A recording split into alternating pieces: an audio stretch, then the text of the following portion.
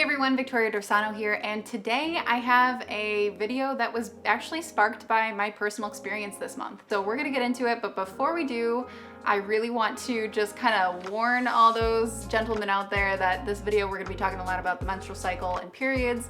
I still think it's important for you guys to listen to this because if you do have females in your life or women in your life or people that are menstruating, it's really important to know these things. But today I'm gonna share a little bit about how hormones affect your physical training or your workouts as a woman.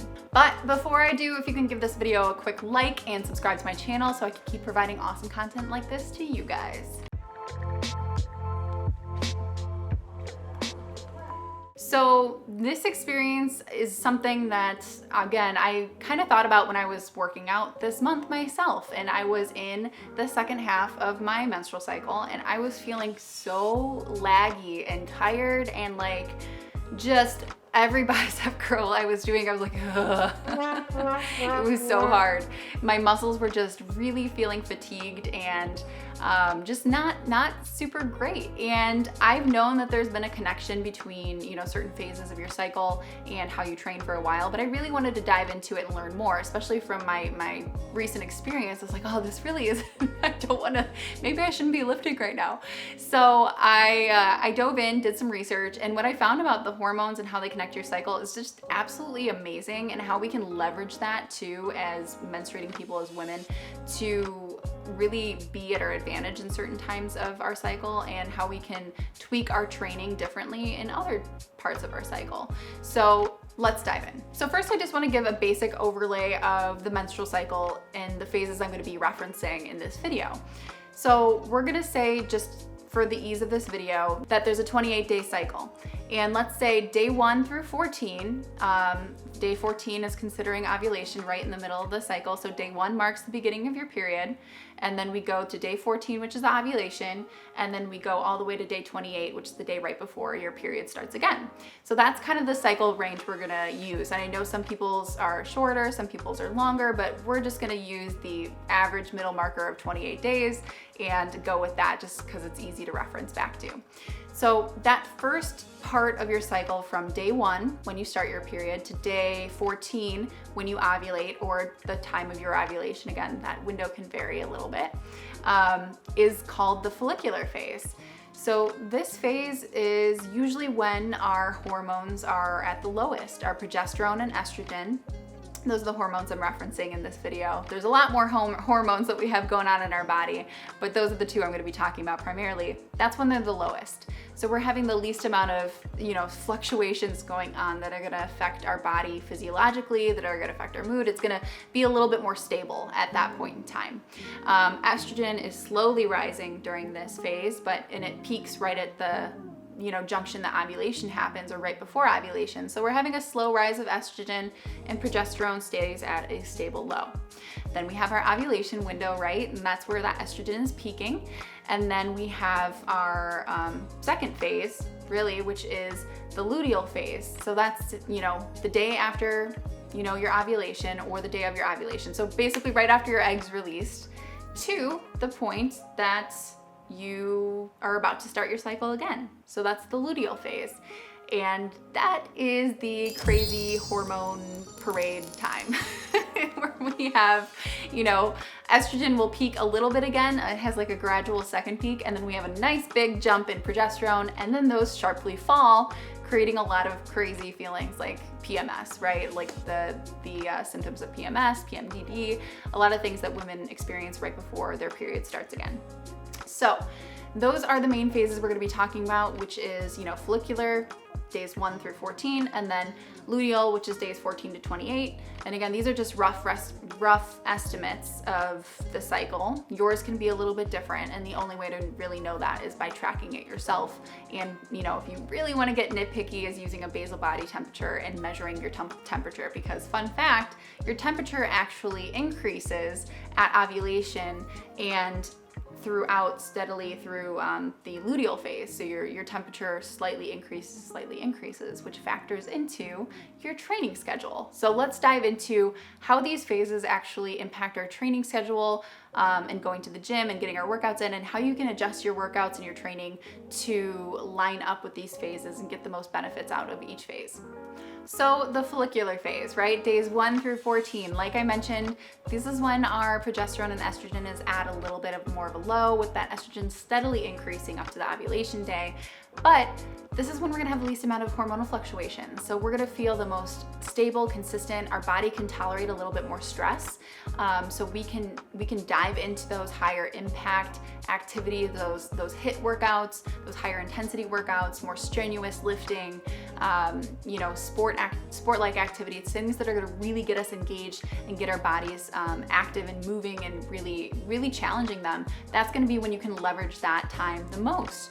You're gonna feel the best physiologically, and maybe mentally even a little bit more clear-headed and just more energy and stamina overall. So you'll notice you might be able to lift a little bit more if you're going to do some strength training. You might feel like, wow, this is really feeling lighter than last week.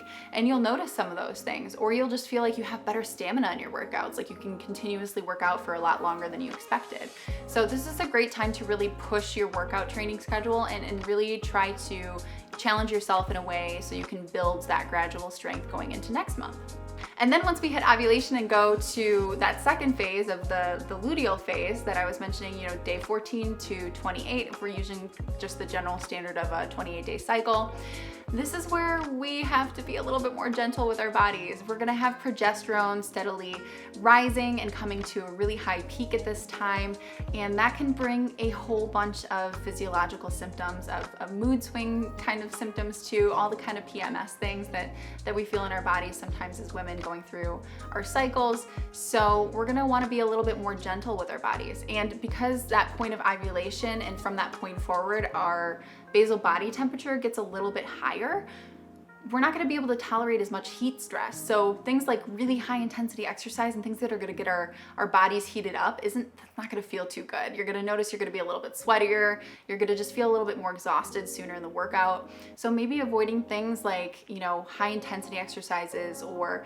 a really hot spin class or hot yoga. Avoiding those types of activities are usually best in this phase. You want to focus on lower intensity, moderate range cardio, or moderate to low intensity strength training, and really not trying to push that level of challenge too much, because again, you're gonna spike that heart rate a little bit more.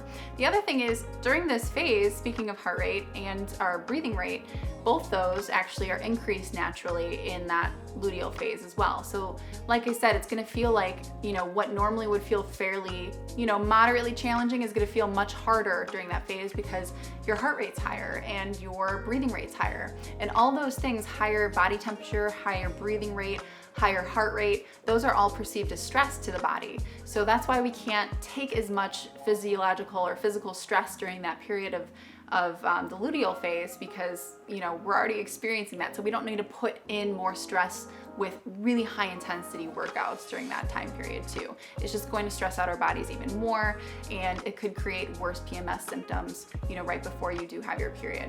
And the other thing about this luteal phase is that this is a really great time to work on things like your mobility and your flexibility, because progesterone is actually a natural muscle relaxant too. So it improves the laxity of our muscles and our connective tissue, so we can really get into those stretches a little bit deeper. So things like yoga or Pilates, and things that aren't going to be like, not hot yoga, but room temperature yoga, right? Things to just really improve that mobility, flexibility is really great to focus in this range of time. And this isn't to say that you can't mix it up and you can't do mobility work in your follicular phase and you can't do strength training in your luteal phase. But it's just something to keep in mind, what your body's going through and what you're experiencing, so that you're not feeling negatively about your training routine or your workout routine. And maybe you're in the luteal phase like I was this week and just not feeling super great when I was working out. I was like, why am I so tired? This doesn't feel good at all. This is me doing bicep curls. This isn't how I do it, by the way, but this is just an exaggeration. But you can give yourself a little bit of grace and a little bit of understanding, knowing what your body's going through and saying, hey, I know you're not feeling super strong. I don't have to push it, but this is just what my body's going through right now. Or just noticing maybe you're reaching, you know, your failure rate when you're lifting a lot sooner. Giving yourself some grace and not wondering, like, oh, what's wrong with me? Why am I so weak this week? What did I do wrong? Just know that's just stuff your body's going through. So I think it's just really good to keep in mind. Again, you can of course adjust it and leverage your cycle to perform better in different time frames, right? But it's not to say you can't do strength training in your luteal phase and mix it up. So I just wanted to put that out there because I don't think you have to stick to a rigid schedule. I think overall it's just really good to know what your body's experiencing so you could give yourself grace in the process and not feel like you're not pushing yourself hard enough or you're a failure for not being able to, you know, push yourself through that really intense HIIT workout right before your period, because maybe you just need to rest that day. I find this really helpful to know personally as an athlete because there's this, you know, kind of culture, I think, when you have grown up in athletics, and even when you exit athletics, the mentality doesn't really leave you. And I've talked to several other friends of mine that were, you know, athletes themselves and played in college, their sport and all that stuff. And there's this mentality of like, if you're not pushing yourself, you're not excelling and you're not succeeding and you're not moving forward. If you're not moving forward, then you're going backwards, right? And I don't agree with that. I think that we have to understand that there's times to push and there's times to sit back and rest and take it a little bit easy. And there's that fine balance back and forth of conversation you have to have with yourself. Like, am I pushing myself and is this feeling like I'm pushing myself in a healthy way? Or am I pushing myself out of like punishment because I'm feeling like I'm weak and I'm not as strong as I used to be and I'm comparing myself to a different phase that I was in before, 2 weeks prior to this, I was lifting more. So I think there's just like this internal conversation we have to have, especially with athletes, to really check ourselves and understand where we're pushing ourselves from, and understand that, especially as a female athlete, our bodies are going through a lot of changes all the time, and to really give ourselves grace in that process and, still say, hey, I can be a kick-ass athlete and have a menstrual cycle, and I can leverage it to my advantage. So that's a little bit of what I want to wrap into this, and I hope you guys found this helpful and a little bit more enlightening, so you can also feel like, whew, I don't have to be as harsh on myself during this phase. Like, this is actually a real thing. This fatigue I'm experiencing is a real thing, and I'm not just being lazy at the gym.